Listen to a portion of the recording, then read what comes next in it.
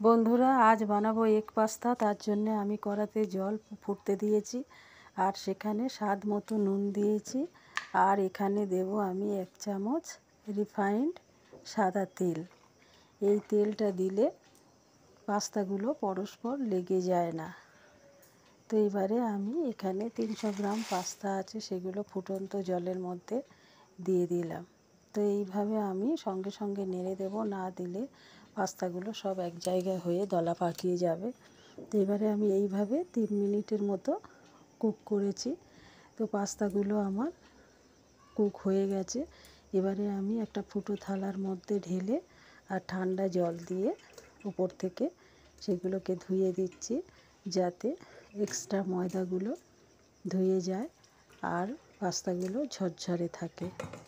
তো এইবারে পাস্তা বানাবার জন্য যে ভেজিটেবলগুলো আমি নিয়েছি, তো এখানে আছে পেঁয়াজ কুচি, বাঁধাকপি, ক্যাপসিকাম, গাজর, মটরশুঁটি আর স্প্রিং অনিয়ন।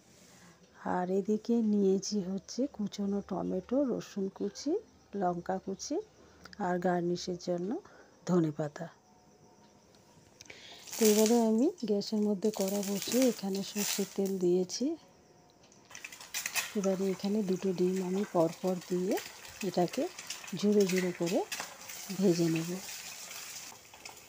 তো এই ডিমটা আপনারা মনে করলে নাও দিতে পারেন। তো ডিম ঝুড়ো ঝুড়ো করে আমার ভাজা হয়ে গেছে। আমি আবার গ্যাসে এরকম একটা প্যান বসিয়েছি। আমার প্যানটা গরম হতে আমি এখানে সাদা তেল দিয়েছি সবজিগুলো ভাজার জন্য। তো এখন এখানে আমি দিচ্ছি রসুন কুচি। রসুনটা এইভাবে 2-1 বার নেড়ে হালকা করে ভেজে নিয়ে তারপরে আমি দেব পেঁয়াজ কুচি। পেঁয়াজগুলো দিয়ে সেই একইভাবে নাড়াচাড়া করে হালকা লাল করে তারপরে আমি সবজিগুলো এক এক করে দিতে থাকব।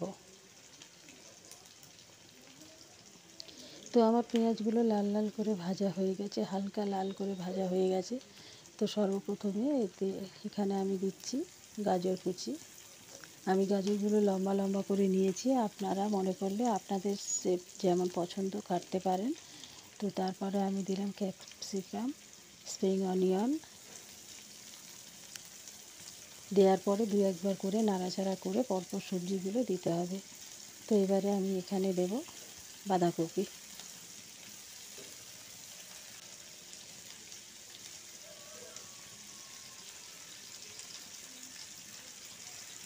তো বাঁধাকপি দিয়েও নাড়তে হবে।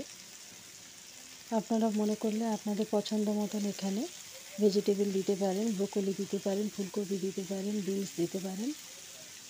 যে যার পছন্দ মতো সবজি এখানে অ্যাড করতে পারে। তো সর্বশেষে আমি এখানে দিচ্ছি টমেটো কুচি, তার সঙ্গে দিচ্ছি আমি কাঁচা লঙ্কা কুচি।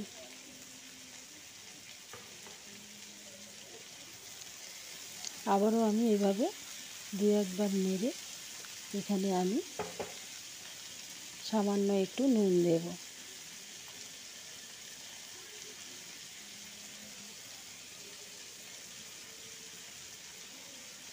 তো আমি সামান্য নুন দিয়ে দিলাম। নুন দিলে কী হবে, সবজিগুলো তাড়াতাড়ি মজেও যাবে আর টমেটোগুলো গলে যাবে। তো সবজি থেকে তো প্রচুর জল বেরোচ্ছে, এখানে আলাদা করে জল দেওয়ার দরকার নেই। আর সবশেষে আমি দিয়ে দিলাম মটরশুঁটি।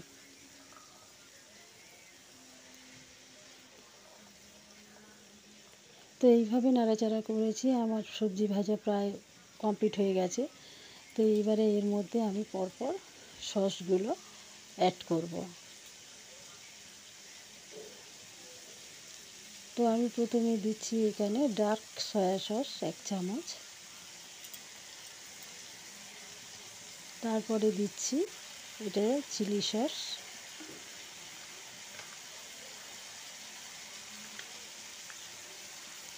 তারপরে দিচ্ছি আমি পাস্তা সস, পিৎজা বা পাস্তা সস, সেই সসটা আমি দিলাম।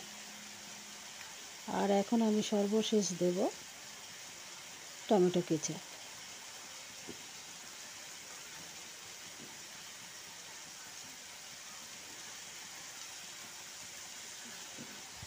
তো এই 4 রকম সস আমি পরপর দিয়েছি, দিয়ে আমি একটু নাড়াচাড়া করে সব সবজির সাথে সসগুলো মিশিয়ে নেব।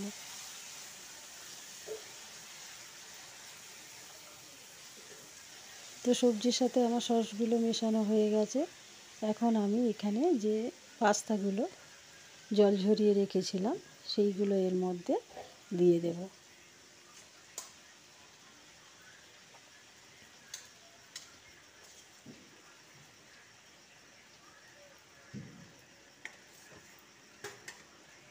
তো আমি এই ধরনের পাস্তা নিয়েছি, দড়ি পাকানো মতো। তো বিভিন্ন শেপের পাস্তা পাওয়া যায়, আপনারা যেটা খুশি সেটা নিতে পারেন। তো এইভাবে পাস্তাগুলো আমাকে সব এই সবজি সসের সঙ্গে মিশিয়ে নিতে হবে, খুব ভালো করে মিশিয়ে নিতে হবে।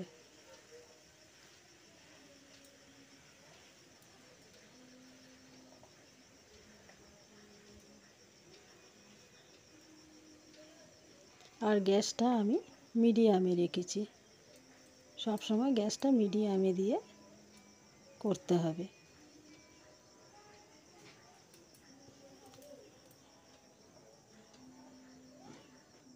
তো আমার মেশানো তো কমপ্লিট হয়ে গেছে। এইবারে আমি এখানে দেব ডিমের যে আমি ভুজিয়া মতো করে রেখেছিলাম সেইটা আমি সবশেষে অ্যাড করে দিলাম। এবার ডিমটাও সেই একইভাবে এই পাস্তার সঙ্গে সব মিশিয়ে নেব।